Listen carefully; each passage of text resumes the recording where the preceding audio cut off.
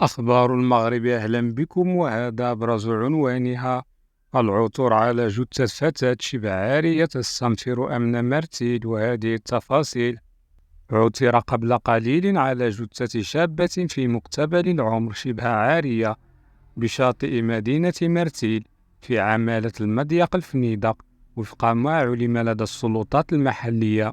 وأوضحت المصادر أن الجثة تعود إلى شابة عشرينية، مبرزة أن الهالكة كانت ترتدي سروال جينز فقط، فيما غابت الملابس عن الجزء العلوي من جسدها، ومشيرة إلى عدم وجود آثار عنف أو جروح بجسدها.